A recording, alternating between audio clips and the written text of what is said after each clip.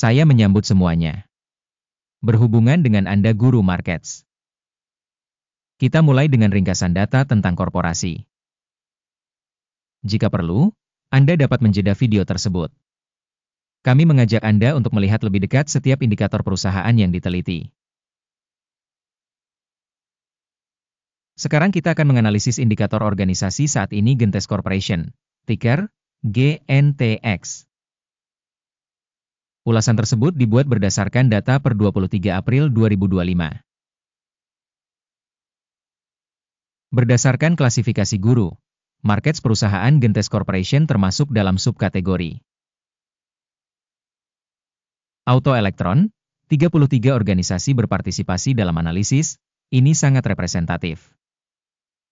Carilah keputusan yang diambil berdasarkan hasil video ini. Hasil keseluruhan untuk perusahaan, 7,5 dari 10 poin. Rata-rata untuk subkategori adalah 1,5 poin. Jika Anda melihat secara luas, di seluruh pasar A secara keseluruhan. Kita akan melihat bahwa skor rata-rata untuk pasar secara keseluruhan adalah 1,8 poin. Melawan skor 7,5 poin untuk Gentes Corp. Membandingkan dinamika harga saham suatu perusahaan Gentes Corporation dan perusahaan subkategori. Kita akan melihatnya dalam 12 bulan sahamnya Gentes Corporation menunjukkan dinamika minus 35,2%. Terhadap perubahan harga pada subkategori tersebut minus 12,1%. Ini jelas tidak berarti apa-apa, tapi kita perlu mempertimbangkan fakta ini. Kapitalisasi pasar perusahaan Gentes Corporation adalah 4,92 miliar dolar. Dan kapitalisasi subkategori ini adalah 100 miliar dolar. Gentes Corp menyumbang 4,945% saham. Ini adalah salah satu perusahaan kecil di subkategori tersebut. Kapitalisasi neraca perusahaan adalah 2,46 miliar dolar. Dan kapitalisasi subkategori ini adalah 42 miliar dolar. Gentes Corp merupakan bagian sebesar 5,843%. Dengan membandingkan pangsa pasar dan kapitalisasi keseimbangan, kita dapat melihat hal berikut.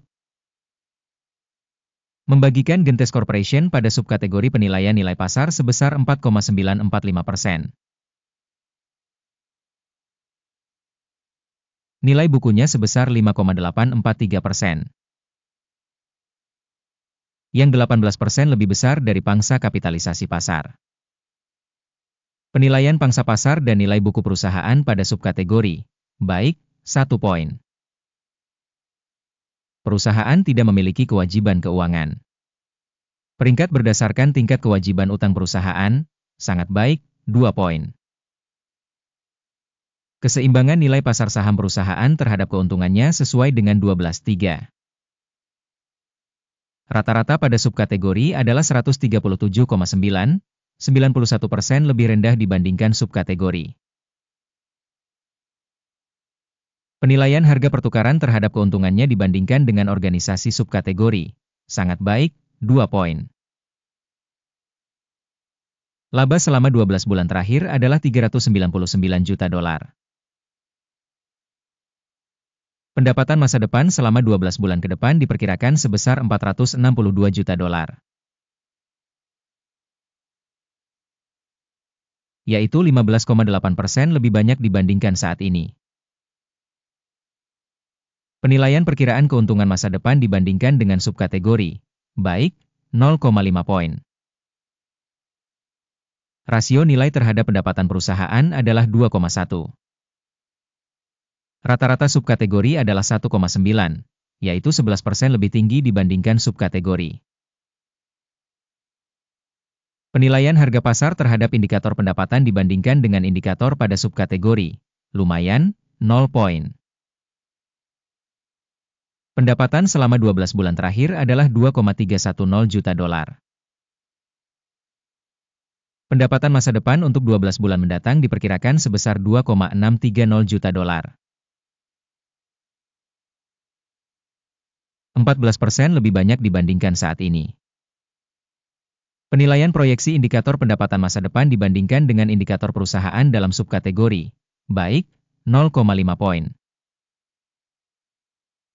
Marginnya sebesar 17,2%, dengan rata-rata subkategori sebesar 1,4%. Selisih rata-rata subkategori dengan kinerja perusahaan adalah 15,9%. Penilaian marginalitas dibandingkan dengan indikator pada subkategori, baik, 0,5 poin. Pangsa perusahaan berdasarkan jumlah karyawan pada subkategori tersebut adalah 2,286%. Ini 116% lebih kecil dari pangsa kapitalisasi pasar. Fakta ini mencerminkan ketidakseimbangan harga pasar organisasi saat ini Gentes Corp, mungkin menuju revaluasi. Jumlah modal pasar untuk setiap karyawan organisasi adalah $796.000. Dan di subkategorinya ada $368.000. Selisih rata-rata subkategori dengan kinerja perusahaan sebesar 116,3%. Penilaian volume modal pasar per karyawan dibandingkan dengan indikator perusahaan pada subkategori, lumayan, 0 poin. Keuntungan per individu karyawan perusahaan adalah $64.500. Dengan rata-rata untuk subkategori $2.700. Dan selisih rata-rata subkategori dengan kinerja perusahaan sebesar 2,318%. Penilaian keuntungan perusahaan per karyawan dibandingkan dengan indikator perusahaan pada subkategori, baik, 0,5 poin. Bagian pendapatan per individu karyawan organisasi adalah $374.000. Menurut subkategori $195.000. Perbedaan antara rata-rata subkategori dan kinerja perusahaan adalah 92%. Estimasi pendapatan per karyawan dibandingkan dengan indikator perusahaan pada subkategori, baik, 0,5 poin. Sahamnya pendek di 3,4%, dengan rata-rata subkategori 7,2%. Ini merupakan indikator kemungkinan risiko tekanan jangka pendek. Indikator RSI 14 menunjukkan tingkat 42% untuk perusahaan Gentes Corp. Pada subkategori, tingkat RSI 14 sekitar 43%. Secara teknis, sekuritas subkategori dikutip dengan cara yang sama seperti saham perusahaan Gentes Corp. Penilaian aktual saham perusahaan adalah sekitar $21,74. Target harga konsensus untuk saham perusahaan adalah sekitar $27,6. Perbedaan antara perkiraan saat ini dan perkiraan konsensus adalah sekitar 27%. Mari kita lihat tabel pesanan yang tersedia untuk Anda. Tautan ke sana di komentar yang disematkan. Tabel pesanan berisi semua keputusan yang dibuat sebelumnya pada musim tertentu oleh sistem bantuan Guru Markets. Akses ke tabel pesanan gratis dan terbuka, tautan di komentar yang disematkan. Berdasarkan penilaian terhadap efek perusahaan Gentes Corp.